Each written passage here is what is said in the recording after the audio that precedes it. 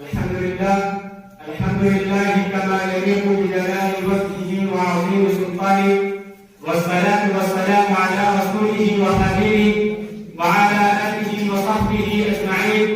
أما بعد، رئيس الحفلة الممجد وحضرات الحكم والحاضرون الكرام، كلام نبينا الهدى كلامنا وأفعال أهل الجاهلية أفعال.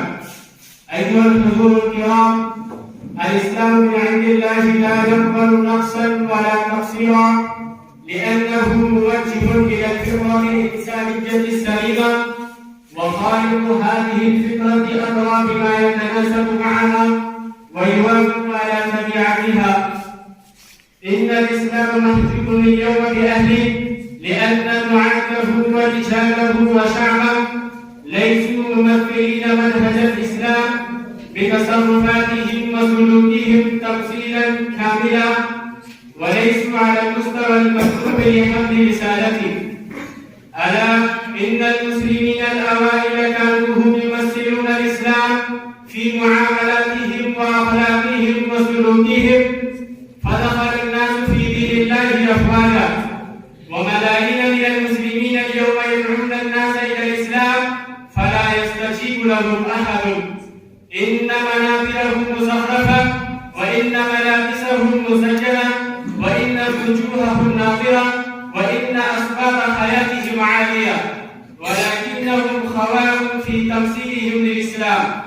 فكان منبر رسول الله صلى الله عليه وسلم مصنوعا من الخشب من 3 درجات، فنادى فلبت نداءه الدنيا بأسرها. فلماذا هذا التغير يا ترى؟ أيها السادة الكرام، إن روح الإسلام لم تتغير، ولكن أهله هم الذين تغيروا. إن التناقض بين أقوالهم وأعمالهم لهو جل المسائل الكبرى، وقد أحدثنا وأجلبنا هذا التناقض البين والنفاق العملي إلى أن أصبح سكان العالم ينظرون إلينا نظرة الاستخفاف والاستهزاء ونظرة الحقد والكراهية. وصارت حالنا كما قال الشاعر: أن اتجهت إلى الإسلام في بلد تجده كالطير مخصوصا جناحاه. إن الدعوة إلى الإسلام الكامل تتطلب رجالا تنعكس فيهم روح الإسلام وتتمثل فيهم أخلاق الإسلام. تتطلب هذه الدعوة منا رجالا قد ابتعدوا عن مطامعهم الشخصية وابتعدوا عن استغلال الدين لقضاء مآربهم الذاتية ولحصول مناسبهم.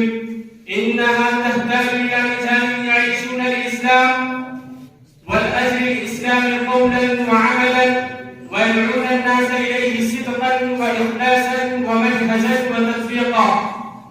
إن الداعية الذي يعظ الناس قبل أن يدعي، وإن الداعية الذي يطالب من المسلمين تمثيل الإسلام في واقع الحياة قبل أن يمثله في دنيا قلبه لهو تاجر خاسر تعبه حرفة وكلامه تجارة يخرج من اللسان ولا يجاوز الآثار. سأل عمر بن ذر أباه: ما لك يا أبي إذا تكلمت عبيت الناس، فإذا تكلم غيرك لم يبكهم؟ فقال: يا بني، ليست النائحة كالتكلى.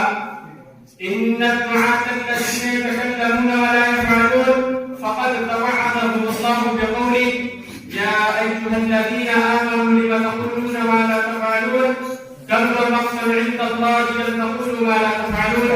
وقال تعالى: أتأمرون الناس بالبر وتنسون أنفسكم وأنتم تتلون الكتاب أفلا تعقلون.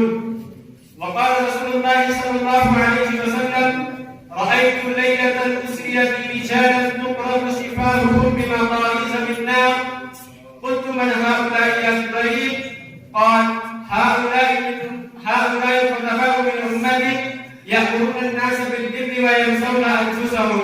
وقال رسول الله صلى الله عليه وسلم: آية المنافق 3: إذا وعد أخلف، وإذا حدث كذب، وإذا اؤتمن خان.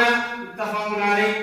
أيها السادة الكرام، إن الغرب وأبناؤه أخطأوا في فهم الإسلام، وإن المسلمين في الشرق ظنوا الإسلام ديانة تخصهم، ثم إنهم أصيبوا بانحطاط على مر الزمن وتخلفوا عن نقد الحياة، فأصيب العالم بخسارة فادحة، واليوم يعاني هو أزمات ومشكلات ويقاسي رزايا وبلايا، والنجاة منها تكمن في وجود رجال مؤمنين وشباب غيارى يحملون روح الإسلام ويطبقون دستوره في حياتهم ويتحلون بإخلاق الصحابة مصداقا لقول الله عز وجل: من المؤمنين رجال صدقوا ما عاهدوا الله عليه فمنهم من قضى نحبه ومنهم من ينتظر وما بدلوا تبديلا.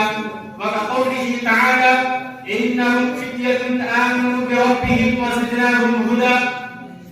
أيها السادة الكرام، تعالوا نستمع بقلوب واعية وآذان صاغية إلى ما قاله أحد الأساتذة الأمريكيين في مؤتمر إسلامي عقده مسلم بريطانيا مخاطبا تجمع المسلمين: إنكم لن تستطيعوا أن تنافسوا الدول الكبرى علميا أو تقنيا أو اقتصاديا أو سياسيا أو عسكريا، ولكنكم تستطيعون أن تجعلوا تلك الدول تجسو على أمتها أمامكم بالإسلام.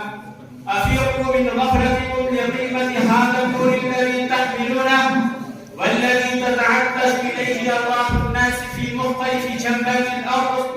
تعلموا الإسلام وطبقوه واحملوه لغيركم من البشر تنفتح أمامكم الدنيا، ويطبقونه على حياتهم تطبيقا دقيقا، ويحسنون أرضه على الناس بلغة العصر وأسلوبه، وأن أفتح بهم الأمريكتين.